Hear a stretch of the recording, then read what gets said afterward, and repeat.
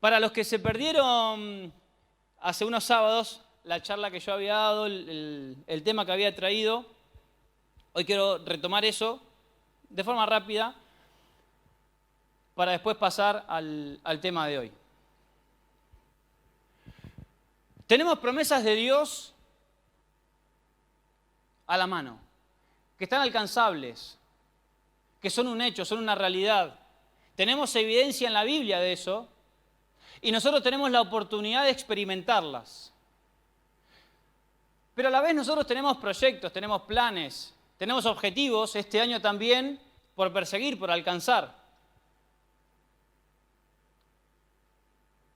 Y qué bueno sería que eso que nosotros tenemos planificado, proyectado, esté alineado a esas promesas de Dios. Esté también en coincidencia con eso que Dios tiene para nosotros. Y sobre todo, que esas promesas de Dios sobrepasen lo que nosotros proyectamos, lo que nosotros planificamos, lo que tenemos. Y habíamos visto que esas promesas de Dios, o cuando Dios hacía una promesa o hizo una promesa con una persona, hablamos de pacto o promesa, que es un acuerdo entre dos o más personas que obliga a ambas a cumplir una serie de condiciones. Eso también tiene un paralelismo con el compromiso, que es un acuerdo formal al que llegan dos o más partes tras hacer ciertas concesiones cada una de ellas. Y habíamos visto entonces que esas promesas de Dios era algo que Dios establecía, algo que Dios determinaba que Él iba a cumplir, pero también eso implicaba que de nuestra parte también hay algo que tenemos que cumplir, algo que tenemos que hacer. Y vimos el caso de Abraham. Dios a Abraham en Génesis capítulo 12, el versículo 2 y 3, le dice: y haré de ti una nación grande, y te bendeciré y engrandeceré tu nombre, y serás bendición. Bendeciré a los que te bendijeren, y a los que te maldijeren maldeciré. Y serán benditas en ti todas las familias de la tierra. ¡Pah! Promesa de Dios para Abraham. Ahora, ¿qué pasó? Dios hizo un pacto con Abraham. Pero, como dijimos que hizo un pacto, una promesa con Abraham, ¿qué tiene que pasar en esa promesa o en ese pacto? Tiene que haber algo de la otra parte. ¿O no? ¿Me van siguiendo? Entonces, ¿qué vimos que tuvo que cumplir o cuál fue la parte de Abraham?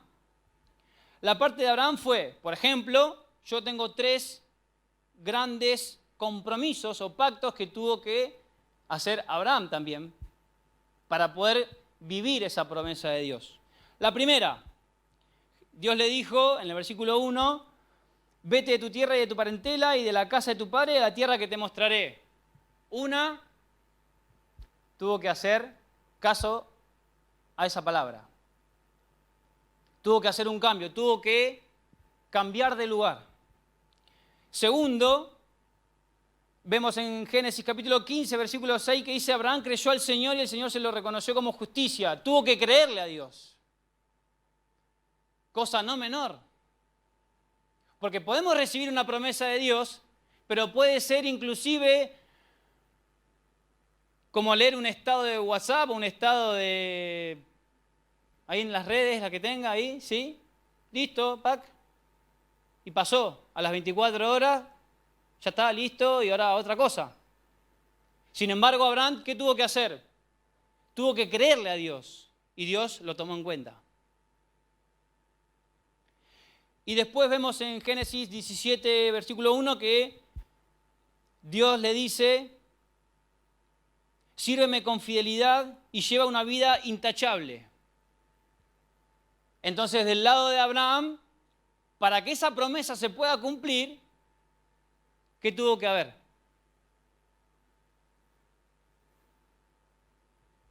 Abraham, ¿qué le tocó a Abraham? Fidelidad y conducta.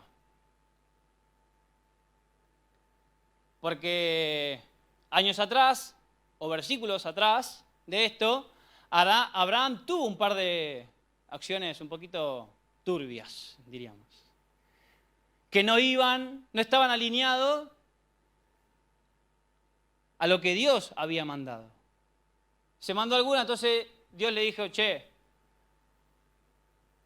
vení, viví cerca mío, séme fiel y lleva una conducta intachable y vas a ver que lo vas a lograr. Entonces vimos que hay lugares, hay estados, hay situaciones donde Dios no puede hacer con nosotros lo que prometió. ¿Por qué? Porque está la promesa de Dios, pero también está nuestra parte. Está la parte que nos corresponde a nosotros. Entonces, sus promesas se cumplen cuando nosotros estamos en el lugar correcto, cuando estamos en la dirección correcta de lo que Dios manda. Cuando nosotros empezamos a cumplir eso que nos toca a nosotros, tenemos que creer y tenemos que estar seguros de que esa promesa de Dios se va a cumplir. Entonces, quizás vos tenés promesas de Dios, no solamente para este año, quizás no se dé este año, pero este año vas a tener que empezar a tomar decisiones, vas a tener que accionar y vas a tener que ponerte en un lugar que se alinee y que coincida con el pacto que vos tenés que hacer con Dios. Que se alinee a esa promesa que Dios te hizo, pero que también nosotros tenemos que hacer nuestra parte. Ahora, ¿por qué? Cuando yo planteo esto de que las promesas de Dios se cumplen estando en el lugar correcto, por eso, por ejemplo, Dios le dijo a Abraham, salí de ahí, al lugar a donde yo te voy a mostrar, que ahí sí vos vas a poder lograr y vas a poder cumplir con lo que yo tengo para vos. Lo vas a poder alcanzar. ¿Y por qué? Y acá sí arranco con el tema de hoy. Porque mi lugar me condiciona. El lugar donde yo esté, ese lugar, ese estado, esa situación que yo elijo vivir, eso me condiciona. Entonces, cuando tu lugar está bien, cuando está en orden, tus pensamientos, decisiones y acciones son correctos y acertados. Como verán, estoy hablando mucho del lugar, ¿no? Y como esta reunión de alguna manera es precampamento, quiero ya ir, digamos, ablandando el cerebro, ¿sí? No solamente el mío, sino el de ustedes. Los pensamientos, las ideas.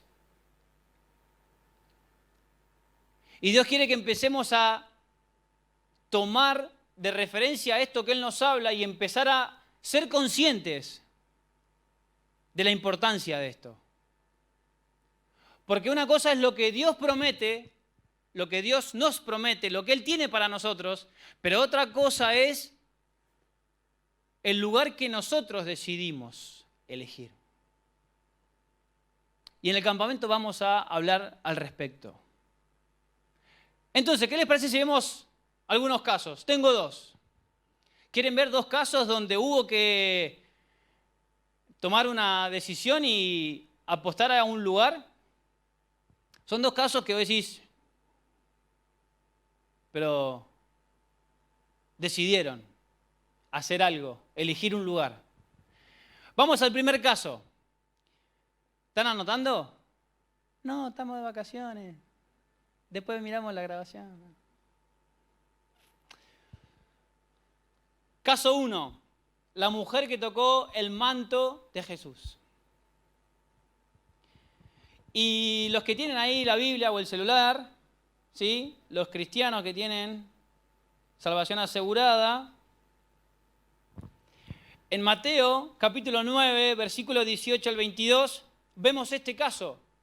Un caso donde en la Biblia son solamente 4 o 5 versículos que trata este tema, ¿sí? Por ejemplo, en Mateo.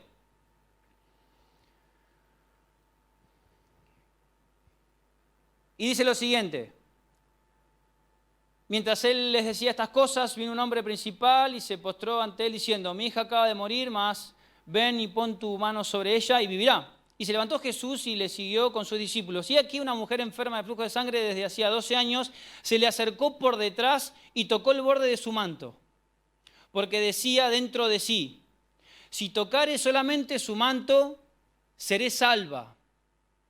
Pero Jesús, volviéndose y mirándola, dijo: ten ánimo, hija, tu fe te ha salvado. Y la mujer fue salva desde aquella hora.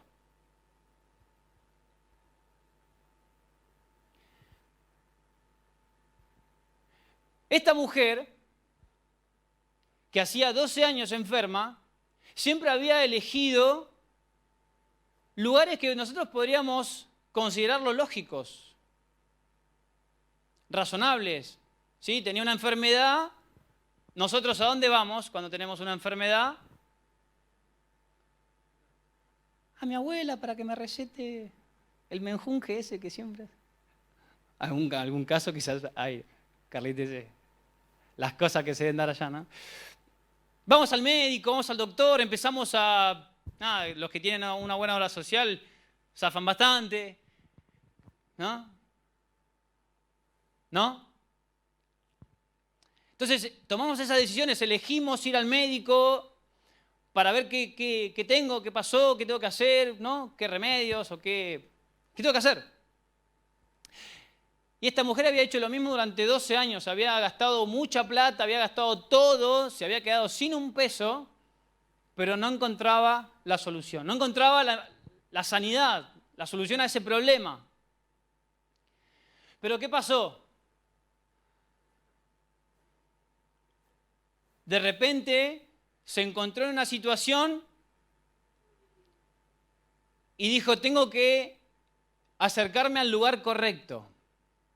Porque nosotros leemos que dice: y dijo dentro de sí: si tocare solamente su manto, seré salva. Entonces, acá tenemos un caso donde había una situación, había un problema, había algo que solucionar, y la opción que encontró esta mujer fue acercarse al lugar donde estaba Jesús y tocarlo. Y ahí recibió sanidad, porque ahí también aplicó fe. Entonces, todos los lugares que había estado esta mujer, o inclusive todos los estados en los que se había encontrado durante tantos años, no podía encontrar solución a eso. Sin embargo, cuando cambió su forma de pensar, cuando cambió su estado y se acercó a Jesús, encontró salvación y encontró sanidad. Entonces ahí ya tenemos evidencia de que hay algo que nosotros tenemos que hacer. Si sabemos que tenemos una promesa de Dios sobre sanidad, sobre salvación, sobre perdón, y tantas promesas que podemos nombrar y que cada uno puede experimentar. Pero quizás nosotros durante tantos años venimos tomando decisiones o yendo a un lugar o estando en una situación o en un estado donde consideramos que tiene lógica, pero seguimos repitiendo las mismas consecuencias y sin encontrar solución. Este puede ser el año donde vos digas: ¿y por qué no pruebo con Jesús? ¿Y por qué esto no me acerco a Jesús y se lo entrego? A ver qué obtengo. Porque acá la mujer actuó en fe también. Dijo: si yo me acerco y toco el manto, voy a ser salva. Había que tener fe para eso. Y después tenemos otro caso. Un caso similar, pero quizás en otras condiciones. Acá la mujer, nosotros vimos que se había acercado a Jesús y había recibido un milagro. El lugar que había elegido era estar con Jesús. Otro caso que también eligió estar con Jesús es el caso de Zaqueo. Pero el caso de Zaqueo no necesitaba sanidad, no necesitaba plata, no necesitaba en principio nada. Es más, hasta quizás en un principio podríamos pensar que Zaqueo era un chusma, ¿Por qué? Porque quería saber quién era Jesús, por qué era tan famoso. O quizá tenías interés de decir, che, ¿por qué lo sigue tanta gente? Capaz que de acá puedo sacar una tajada. ¿Por qué? ¿Quién era Zaqueo? Como escuchamos en reiteradas veces, era la FIP. Tenía un cargo, exacto, o era el jefe de uno de los departamentos de la FIP, no sé. El jefe de los recaudadores, se ve que en el contexto, ¿sí? el territorio donde estaba era muy grande, entonces él solo no podía, entonces tenía recaudadores y tenía todo un equipo de trabajo, entonces él era el capo de todos ellos. Entonces, ¿qué pasa? Vio la situación de Jesús y dijo, ¿quién es? ¿Quién será que junta tanta gente? ¿Qué tendrá? ¿Y qué pasó? También podría haber dicho, bueno, después consulto y me enteraré y cuando pueda le pido una cita o lo mando a llamar, ¿sí? ¿Qué hizo Zaqueo? ¿Se fijó por dónde iba a pasar Jesús? Zaqueo, el jefe de los recaudadores, no era el che pibe que iba a hacer las cobranzas. ¿Qué hizo? Miró por dónde iba a pasar Jesús. Vio si había alguna alternativa, porque como era Sopetti, ¿sí? No iba a llegar a verlo, porque había tanta gente, entonces dijo, bueno, tengo que buscar un lugar alto. Buscó un árbol, ¿sí? ¿Y qué árbol buscó? ¿Y por qué buscó ese árbol? No importa, después averigüen los que son ahí, digamos, chismosos, los que les gusta buscar información, averigüen por qué buscó ese árbol sicómoro. Ese árbol subió, ¿y qué pasó? ¿Qué pasó? Se encontró con Jesús, ¿sí? Entonces vemos ahí en Lucas capítulo 19, ¿lo quieren buscar? Búsquenlo, por favor, ¿sí? Así no leo yo solo, no me dejan a mí leyendo solo. Lucas, capítulo 19. Nosotros vemos que Zaqueo vio toda la situación y dijo, ¿quién será este Jesús?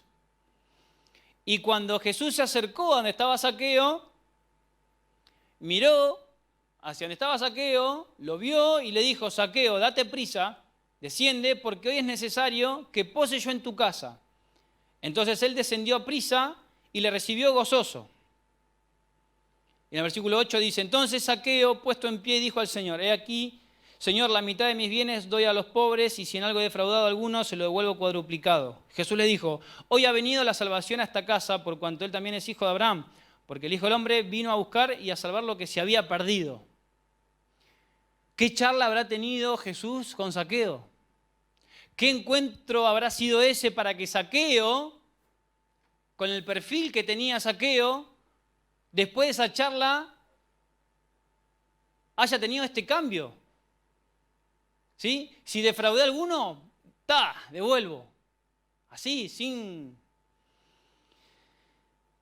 temblar la voz. ¿Qué pasó? La mitad de mis bienes doy a los pobres, y si en alguno defraudó a alguno, se lo devuelvo cuadruplicado. Se encontró con Jesús y algo cambió.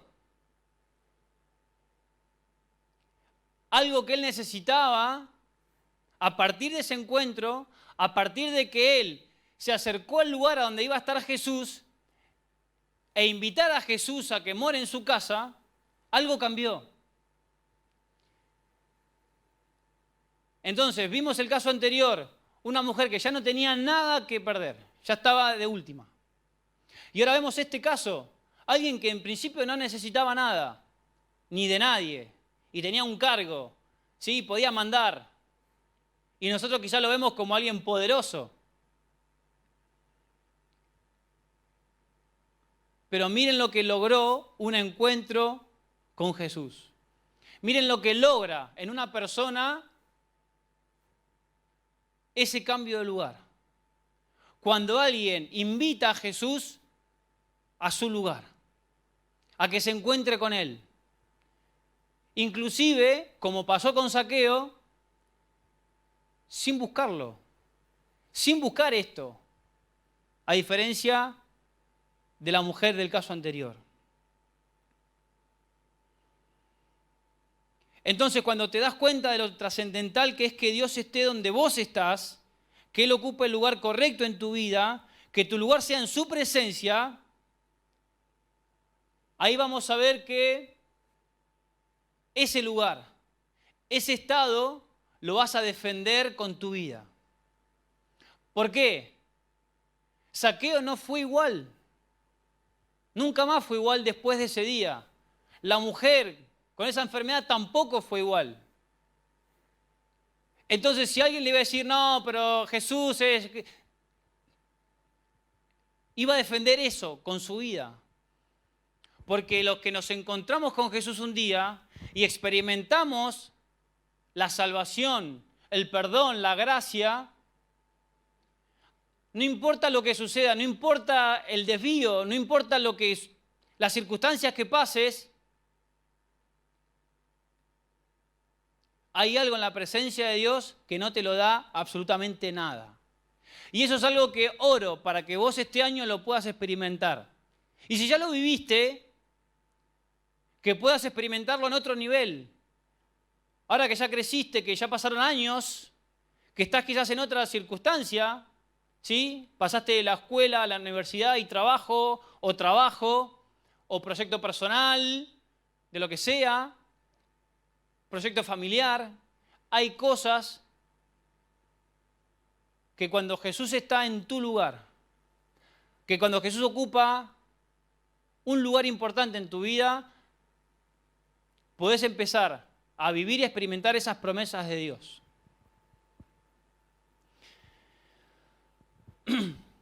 Y ahora quiero que veamos dos casos donde el primer caso que vamos a ver es el caso de David, que había experimentado lo que Dios hizo con él, por darle el primer lugar, por tenerlo cerca, ¿sí?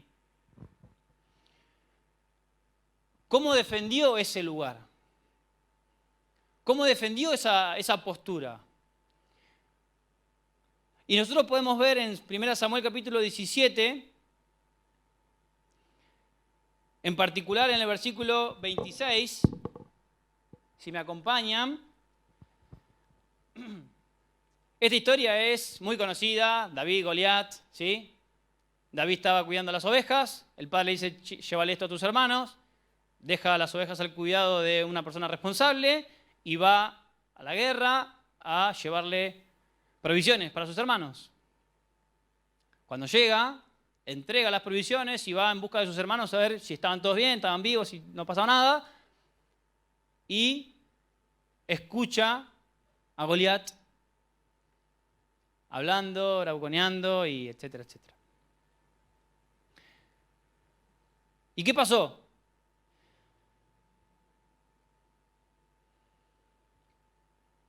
Después de escuchar la recompensa que había por enfrentar a Goliat, y después de escuchar todo lo que sucedía, el miedo, ver la situación, ver todo eso que estaba pasando, dice en el versículo 26, entonces habló David a los que estaban junto a él, diciendo, ¿qué harán al hombre que venciere a este filisteo y quitare el oprobio de Israel? Porque, y esta pregunta tiene que hacer mucho ruido. Te tiene que hacer mucho ruido. Y estaría bueno que de última esta pregunta te la reformules para vos. Para cuando vos tengas que este año enfrentar algún gigante que aparezca por ahí. ¿Sí? ¿Quién es este filisteo incircunciso para que provoque a los escuadrones del Dios viviente? Se calentó David. ¿Quién es este? Que nadie hace nada. Entonces, David, conociendo a su Dios, viviendo en la presencia de Dios, sabiendo lo que Dios había hecho con él y cómo lo había guardado, cómo lo había bendecido, cómo había actuado con él en su lugar, en su contexto, teniendo esa certeza y esa seguridad, ¿qué hizo? Este tipo no puede seguir gritando lo que está gritando. ¿Cómo puede ser que nadie haga nada? Entonces David, con la certeza de que Dios estaba con él, enfrentó a Goliat.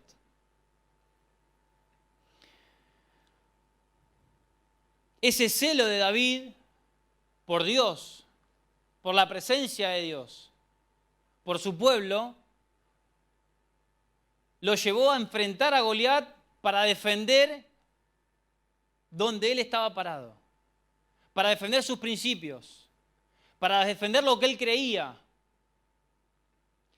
Y quizás hoy no tengamos Goliat dando vueltas, si bien hay algunos grandulones por ahí, ¿sí?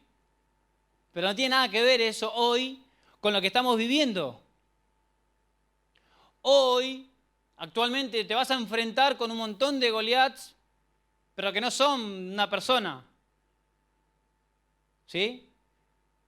Son gigantes que quizás nadie de tu entorno se anima a enfrentar y accede a, listo, aceptar que bueno, es así y bueno, si la moda es esta, vamos para allá, y si en Instagram las publicaciones es esto lo que va y bueno, vamos, y estamos ahí porque si alguien dice algo o si alguien dice no, eso no, yo no lo hago o eso yo yo no voy con eso,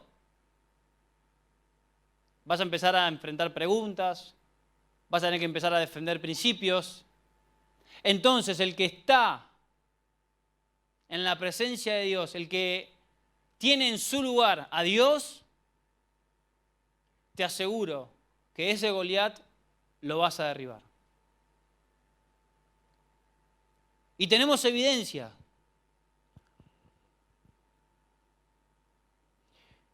Y por último, para empezar a terminar esta noche, vamos a un segundo caso. Y es un caso donde interviene Jesús. Donde a Jesús lo vemos presenciando una defensa de un lugar que merecía defender, que había que defender. Y en este caso es Jesús cuando echa del templo ahí a los mercaderes, a los animales y todo lo que estaban ahí haciendo sus negocios. Y eso lo vemos en Juan capítulo 2. Les pido que me acompañen. Ya vamos terminando. Juan capítulo 2, del versículo 13 al 17. Y dice, estaba cerca la Pascua de los judíos y subió Jesús a Jerusalén. Y halló en el templo a los que vendían bueyes, ovejas y palomas y a los cambistas allí sentados. Y haciendo un azote de cuerdas, echó fuera del templo a todos, y las ovejas y los bueyes, y esparció las monedas de los cambistas y volcó las mesas. Y dijo a los que vendían palomas, quitad de aquí esto, y no hagáis de la casa de mi padre una casa de mercado. Entonces se acordaron sus discípulos que está escrito, el celo de tu casa me consume, como aparece también en Salmo. ¿Y qué vemos acá? En aquel momento, en el contexto de Jesús, ¿qué pasaba? En época de Pascua, todos tenían que acercarse, todos, no importa dónde estén viviendo, tenían que acercarse al templo a ofrendar y a ofrecer sus ofrendas. Entonces, ¿qué pasaba? El que estaba muy lejos y no tenía que venir con el buey, con el animal y con todo, ¿qué pasaba? Iba con plata y ahí cerquita, ¿sí?, compraba el animal para ofrecer en sacrificio. Entonces, pillos, los que hacían negocios, dijeron, bueno, ya que hay mucha gente que necesita, vamos a ofrecérselo. Pero ¿qué pasó? Eso se empezó a dar, ¿a dónde? Adentro del templo, ¿sí? Es como que acá empecemos a... No voy a dar ideas porque si no, después Ángel... Entonces, ¿qué pasa? ¿Qué había empezado a pasar ahí? Jesús se encuentra con esa situación. El lugar de adoración, el lugar donde había que ofrendar, donde había que ir a llevar una ofrenda, que era algo sagrado, que era algo sublime, un lugar consagrado para que descienda la presencia de Dios, un lugar donde todos tenían que ir y encontrarse con Dios. Se había convertido en un lugar de negociaciones, en un lugar de comercio, ¿sí? En algo religioso, en algo que bueno, hay que hacerlo, ¿viste? Todos los años de Pascua, y bueno, hay que venir, hay que traer la plata, o hay que traer a venir. Y porque bueno, es así, qué sé yo. Se había vuelto algo religioso. Entonces Jesús vio eso indignado, dijo, esta es la casa de mi Padre. Y como yo soy hijo de Dios, este es mi lugar. ¿Qué está pasando acá?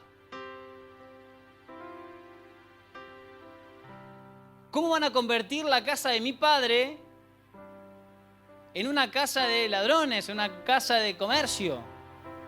En un lugar donde hacen negociaciones. En algo tan religioso como simplemente ir a ofrecer algo porque, bueno, hay que ofrecer. Y se vuelve algo rutinario y algo que hay que practicarlo porque, bueno, hay que practicarlo.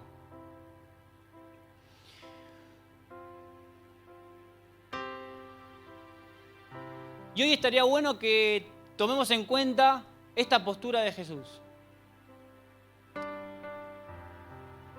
Pero no quizás sobre otros, sobre terceros, sino sobre nosotros mismos. Quizás hoy no haya animales que comerciar o cambiar plata, porque yo venía con pesos y había que comprar en dólares, entonces tenía que ir, cambiar y... No es eso.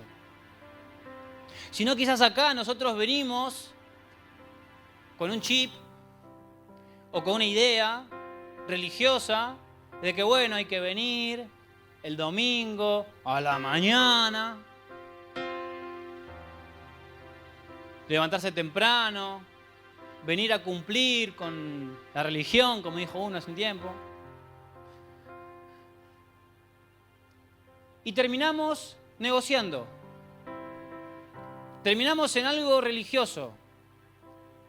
Entonces, ¿qué pasa? Venimos a la presencia de Dios, al lugar donde hay que brindar adoración, a dar nuestra vida, a encontrarnos con Dios, a escuchar algo de Él, pero venimos a negociar. ¿Sí? Bueno, vengo, cumplí, acá estoy, pero después afuera o en el resto de los días, cualquiera. Y ese no es el lugar. Ese no es el lugar que vos tenés que considerar. Ese no es el estado en el que vos tenés que estar, que tenés que vivir. ¿Por qué? Porque no sirve para nada. Sos un simple comerciante que quiere negociar con Dios santidad, fe, ¿sí? Y con Dios no hay negociación. Y eso es algo que tenés que tener en cuenta para este año y para el resto de tu vida. No te acerques a la presencia de Dios a negociar. ¿Por qué? Porque no sirve para nada. Sos un vendehumo más. ¿Y por qué no sirve? Porque con Dios no hay negociación. Abraham no negoció con Dios. No, bueno, si yo puedo recibir tu promesa, bancame unos años acá y si acá capaz que da, y bueno, ¿para qué me voy a ir si acá capaz que... No. Salí de tu tierra y alejate de tus parientes. No lo tomes esto literal vos. No. Que Dios te lo revele, ¿sí? Los padres me están mirando. Quizás tu lugar es en Europa. No, los padres dicen... Entonces, ¿qué pasa? Venimos quizás con una idea de negociar con Dios, pero eso no va a servir. Y en el nombre de Jesús te digo que Eso es lo peor que puedes hacer porque perdés tiempo. Tenés que caretear. Te mentís a vos mismo.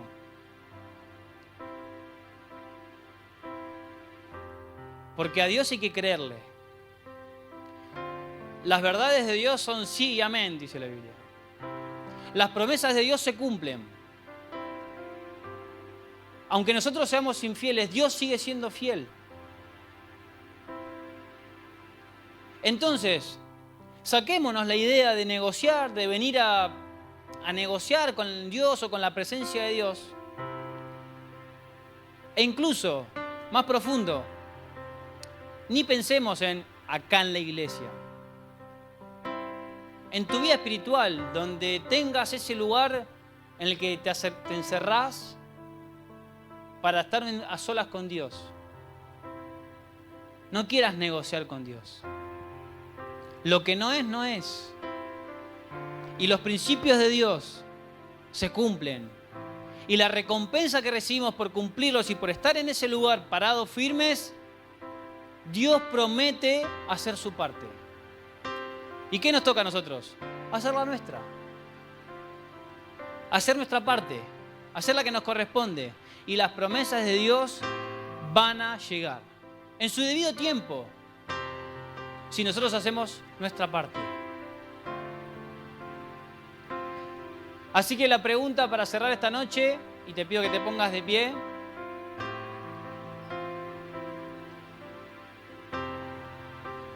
La pregunta es,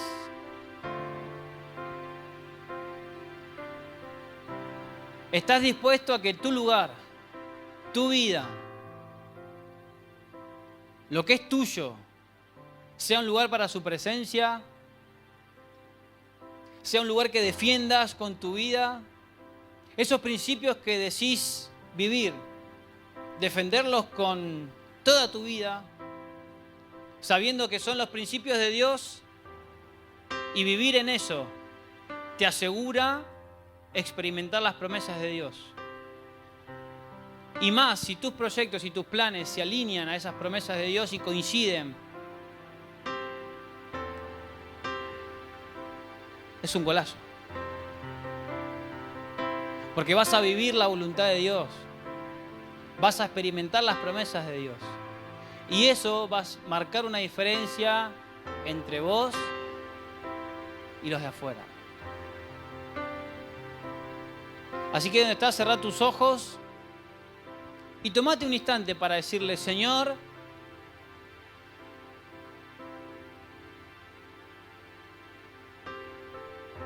sé que estás aquí. Sé que tu presencia está acá. Y me acerco a tu presencia. Así como te buscó Zaqueo, así como te buscó la mujer enferma, buscando sanidad, buscando el milagro. O hasta inclusive quizás hoy puedes acercarte a Jesús diciéndole: ¿quién eres? Jesús, ¿quién sos? Que veo que gente se junta en las iglesias para hacer algo. ¿Quién sos? Que esa gente decide seguirte.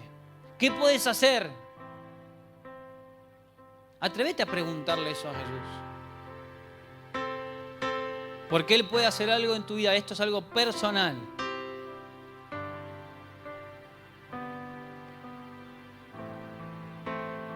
Bendito Espíritu Santo de Dios, gracias por estar en este lugar, gracias por tu presencia.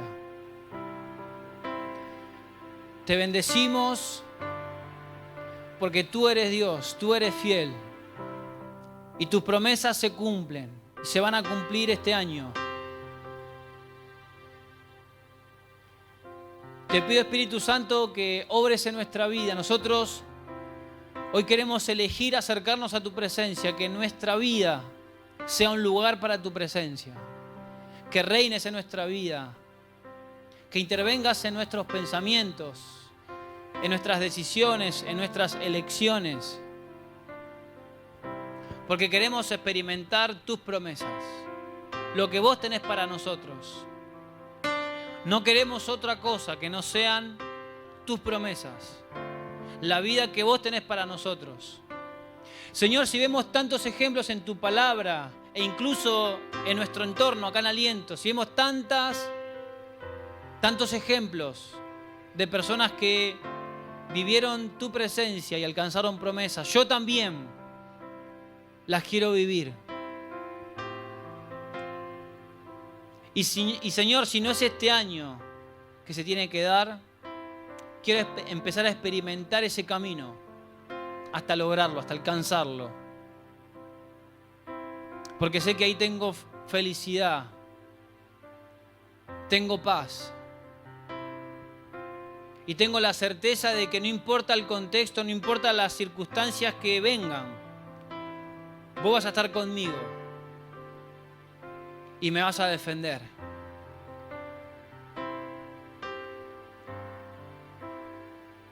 Señor, te pido que este año estés con nosotros, estés con Aliento de Vida, estés con Hub. Señor, queremos aferrarnos a tu verdad, a tus principios, a tu palabra, porque queremos vivir tus promesas. Y queremos, Señor, llevarle a nuestros amigos, a los que estén con nosotros, esa realidad, esa verdad, para que también la puedan experimentar. Gracias, Señor. Te damos toda la gloria y toda la honra porque solo tú la mereces. Amén. Y amén.